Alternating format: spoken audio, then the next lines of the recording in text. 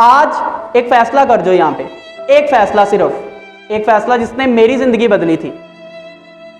जिंदगी में मौके खत्म नहीं हो गए सर। आज गिर गए हो, कल फिर उठूंगा। हार जाऊंगा, जीतूंगा नहीं, कोई बात नहीं, हार जाऊंगा, क्योंकि मेरी हार मुझे सिखाती है, ये बताती है कि हारना नहीं भाई, आजमाए जा रहे हो।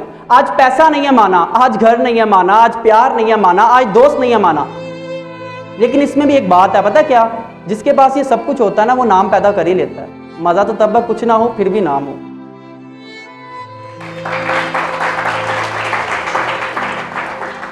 और आज जो लोग आप पे हंस रहे हैं उनको हंसने दें। कल आपकी कामयाबी का शोर इतना होना चाहिए कि उनकी हंसी की आवाज़ ना निकले, इतना शोर होना चाहिए। और ज़िंदगी में सर जीपीए मिल जाएंगे, ग्रेड्स मिल जाएंगे सर, अवार्ड्स मिल जाएंगे, सेमिनार्स में लेक्चर मिल जाएंगे, लेकिन सर ज़िंदगी में अगर कभी किसी का दिल तोड़ दोगे ना तो सुकून नहीं मिलेगा। ज़िंदगी में कभी किसी का दिल नहीं तोड़ना। अपने लफ्ज़ों पे गौर करो, अपनी हरकतों पे गौर करो कि आपकी वजह से कभी किसी का दिल ना टूट जाए।